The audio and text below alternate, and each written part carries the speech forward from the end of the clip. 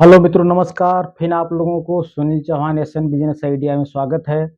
मैं इस वीडियो में बहुत ही बेहतरीन बिजनेस आइडिया आप लोगों के लिए आया हूं। सिर्फ आपको ये बिजनेस आइडिया अंत तक देखना है, सारा नॉलेज आपके दिमाग में फिट हो जाएगा और उसी प्रकार से आपको ये बिजनेस आगे बढ़ाना है और करना है। ज़्यादा कुछ टेंशन लेने की ज़रूरत नहीं है। आपको एकदम ये बिजनेस, अगर गाँव में आप रहते हैं, शहर से थोड़ा दूर हैं, जहाँ पर खेती किसानी होती है, वहाँ से बिज़नेस थोड़ा से ताल्लुकात रखता है। आप वैसे बिज़नेस कहीं से भी कर सकते हैं, लेकिन ज़्यादातर आपको प्लस पॉइंट, अगर गाँव में आप रहने वाले हैं, तो वहाँ पर ये बिज़नेस आइडिया आपके काम आने वाला है। अगर आपको बिज़नेस करना है, तो आप ये वीडियो स्किप मत करना, सारी नॉलेज आपको एक-एक पॉइंट सुनना है और उसके बारे में सोचना है और कल से ही चालू कर देना है उसके बारे में। अब इस समय जो बिज़नेस मैं बताऊँगा, ये बिज़नेस का सीज़न ही ये स्टार्ट होने वाला है। ठीक है दोस्तों। और मैं बिजनेस के अंत में एक छोटी बातें मगर मोटी बातें, एक जनरल नॉलेज साइंस की जुड़ी हुई चीज़ आपको बताता हूँ, जो आपके दिमाग में फीड हो जाएगी और आपको याद रहेगा। आप अपने बच्चों से, अपने भाई से, सबसे शेयर करिए, उनको उसके बारे में बताइए। वो जनरल नॉलेज की चीज़ भी रहेगी, साइंस पढ़ाई-लिखाई में भी हर जगह काम आएगी। ठीक है दोस्तों। देखो, कहने का मतलब है कि मित्र कई प्रकार के होते हैं, लेकिन आपको पहचानना है कि आपका सच्चा मित्र क्या है। मित्रता मित्र के ऊपर कभी बोझ नहीं बननी चाहिए। ठीक है? ऐसी मित्रता बिल्कुल ही नहीं करनी चाहिए आपको। इसमें क्या होता है कि आप दबाव में ही मित्र, अगर आपका अच्छा है तो ठीक है, अगर आपका मित्र अच्छा नहीं है, तो उसके दबाव में आपको कुछ ऐसी चीज़ करनी पड़ती है जो गलत होती है, जिसको नहीं करना चाहिए। जिसको करने से आप लापरवाह हो जाएँगे, काहिल हो जाएँगे, कायर हो जाएँगे, कुछ नहीं कर पाएँगे। इसलिए अगर ऐसा दोस्त आपको, ऐसे मित्र आपको मिलते हैं, तो उनको आप बिना नाराज़गी किए हुए उसको प्यार के शब्द में आप उसको समझाइए कि दोस्त, मेरे को आगे बढ़ना है, इसलिए मैं काम आपके साथ नहीं कर सकता, आपके साथ नहीं आ सकता, आप नाराज़ मत होइएगा। अगर मुझे मुझे लास्ट में या कहीं भी बाद में या मुझे टाइम मिलती है, तो मैं आपके साथ ज़रूर आऊँगा और आपके साथ अपना टाइम ज़रूर स्पेंड करूँगा, लेकिन मेरे मित्र, अभी मेरे पास टाइम नहीं है। ये चीज़ उनको आपको बोलना है ताकि उनको भी आपसे कोई तकलीफ़ ना हो। आज के ज़माने में बहुत सारे ऐसे दोस्त हैं। देखो भाई, हमारे दिमाग को क्या चीज़ अच्छा लगता है? जो बहुत आसान हो, जो बहुत आसान हो और जिसको आसानी से किया जा सकता है, इसमें कोई कष्ट ना हो। तो बिज़नेस करने के लिए या पढ़ाई-लिखाई करने के लिए, आगे बढ़ने के लिए कौन ऐसा चीज़ नहीं है जो कष्टदायक नहीं है। चलो सोते हैं, कितना अच्छा है। चलो पिक्चर देख के आते हैं, कितना बढ़िया है। चलो आज प्रोग्राम आया है, वहाँ देख के आते हैं, कितना अच्छा लगता है। जितनी अच्छी चीज़ है, ठीक है, उसमें थोड़ा-सा तकलीफ़ बढ़ने वाली है। इसलिए आदमी ज़्यादातर मूव कर जाता है उससे। मतलब कहाँ से मूव कर जाता है? अपने मेन पॉइंट से। अच्छाई की तरफ ना जा करके वो कुछ ऐसे रास्तों पे चलता है जो इंटरेस्टेड हो, रोमांटिक हो। तो ज़्यादातर दोस्त लोग ऐसे ही मिलेंगे, ठीक है? आप अगर गाड़ी चला रहे हो, दारू पी कर के चलाने वाला अगर गाड़ी चला रहा है, तो अगर अच्छे मित्र हो आप, तब तो उसको आप समझाओगे कि इतनी स्पीड गाड़ी नहीं चलाना है, नहीं तो आपकी गाड़ी लड़ जाएगी, आपकी गाड़ी ठुक जाएगी, आपका एक्सीडेंट हो जाएगा।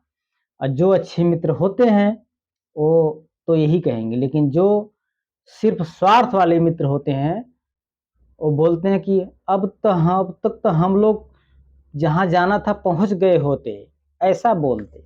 अब तो ताकि और स्पीड चलाए, जा कर के कहीं न कहीं गाड़ी लड़ जाए। ठीक है दोस्तों, तो इस प्रकार की मित्रता से थोड़ा-से दूर रहना चाहिए और मित्र को अपने समझा कर के बोलना चाहिए कि मैं दोबारा आपसे मिलूँगा। मैं ये बातें इसलिए बता दिया कि मेरे दिमाग में ऐसा कुछ खुड़बुड़-खुड़बुड़ कर रहा था, जो आपको शेयर किया।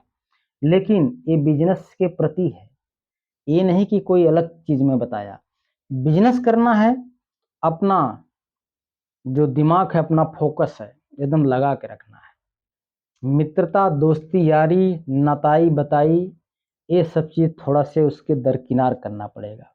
अपने को हर चीज़ अपने को त्यागना पड़ेगा उसके लिए। अगर आप त्यागोगे नहीं तो सफलता नहीं पाओगे। आपको घर-द्वार, दोस्त, यार कुछ दिन के लिए त्यागना पड़ेगा, ठीक है? आप उनको अगर लेके चलोगे साथ में, तब तो बिज़नेस कर चुके। आपको सिर्फ टाइम का सदुपयोग और सही टाइम, सही समय, टाइम समय एक ही होता है। तो ये सब चीज़ें जो है आपको बिल्कुल ध्यान में रख करके एकदम फोकस करना है और एकदम सुदृढ़ तरीके से आगे रास्ते में बढ़ना है। ठीक है? तो दोस्तों, मैं जो बिज़नेस बताने वाला हूँ, ये खेती किसानी से जुड़ा हुआ बिज़नेस है। इस समय जो मैं ये बना रहा हूँ वीडियो, इस समय धान का सीज़न अभी चल रहा है। आपको क्या काम करना है, किसानों से जाकर के धान खरीदना है। ठीक है? पैसे आपके पास हैं, नहीं है तो किसी पार्टनर को बुलाइए। ठीक है? और आपको जो है गवर्नमेंट से हेल्प लीजिए। ठीक है? किसान क्रेडिट कार्ड आता है ना, अगर आपके पास खेती है तो उससे भी पैसा लेकर के लगा सकते हैं। ठीक है? अगर आप रखे हो लाख 2 लाख रुपए तो उसको भी लगा सकते हैं। बैंक में आप रखोगे तो बैंक आपको कितना ब्याज देगा? 6%, 7%, इससे ज़्यादा आपको क्या देगा? लेकिन आप इस बिज़नेस में पैसे डालो अपना। धान खरीद करके आप रखो। कब खरीदोगे? जब धान का सीज़न आता है। धान का सीज़न जब आता है तभी धान आपको खरीदना है। अब उस धान को रख देना है। ठीक है? धान को रख देना है। उसको जब धान के विपरीत परिस्थिति, मतलब कि विपरीत टाइम आता है, जब धान खत्म हो जाते हैं, चावल खत्म हो जाता है, तब उसको आपको सेल करना है। धान आपको कितने रुपए केजी? कम से कम 18, 19, 20 रुपए केजी आपको धान आसानी से मिल जाएगा। कोई भाई कमेंट मत करना इस तरह कि नहीं मिलेगा, मिलेगा। मैं आज ही मार्केटिंग में बात किया, धान इतने रुपए केजी चल रहा है। पहले फ़ोन किया, बात किया, उसके बाद ये मैं वीडियो बना रहा हूँ। मैं उनसे पूछा, बोले कि 18, 19, 20 रुपए केजी भाव इस समय चल रहा है। और मैं उनसे ये भी बात किया कि कितना चावल पड़ेगा? बोले कि 2 तिहाई उसका जो है खुद्दी निकल जाता है। उसका जो कवर का वो सब निकल जाता है। मतलब 3 केजी अगर आपका धान रहेगा तो आप 2 केजी चावल पकड़ के चलो, उससे ज़्यादा ही निकलेगा, मैं लेकिन 2 केजी मैं पकड़ के चल रहा हूँ। तो 19 दूनी 38, 19 तियाँ 57, 57 रुपया केजी आपको जो है क्या पड़ा? 57, सॉरी, 19, 19 तियाँ 57, तो 57 रुपये का आपका चावल हुआ। ठीक है, सॉरी, 57 रुपये का आपका 2 केजी चावल हुआ। मतलब कि अगर आप 3 केजी लेते हैं तो 57 रुपये होता है। तो 57 रुपये का 2 केजी पड़ा।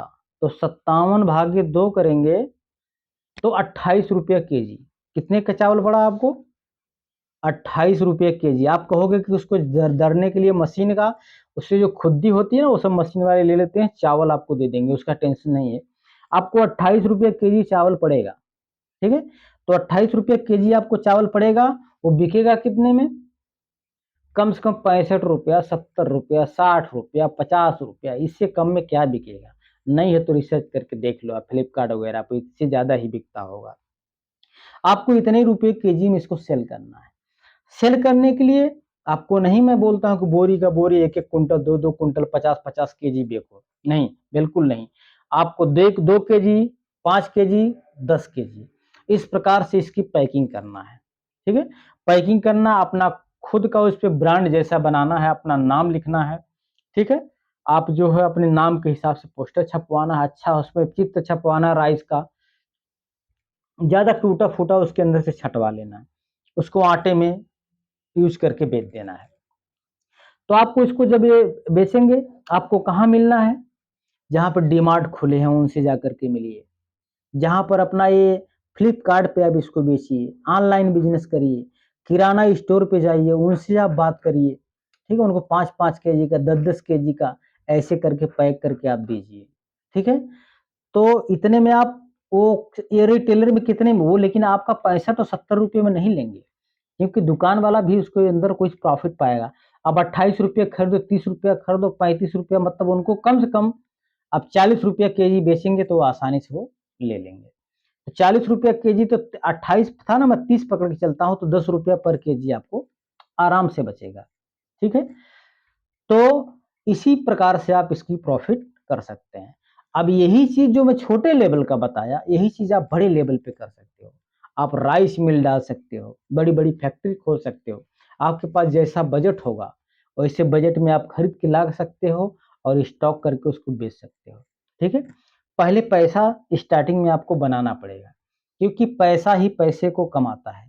आपके पास अगर पैसे कम हैं तो आपका कम पैसा कमाई होगी, आप ज़्यादा पैसे इन्वेस्टमेंट करते हैं तो आपकी कमाई ज़्यादा होगी। इसलिए मैं बिजनेस बताया कि ये बिजनेस कभी मार खाने वाला बिजनेस है ही नहीं। सिर्फ आपको जान पहचान होनी चाहिए कि धान लेते समय कच्चा है कि पक्का है। कच्चा लोगे तो जल जाएगा, बढ़ जाएगा, उसको बोलते हैं खराब हो जाएगा, रखे रखे कुक्सी लग जाएगा उसके अंदर।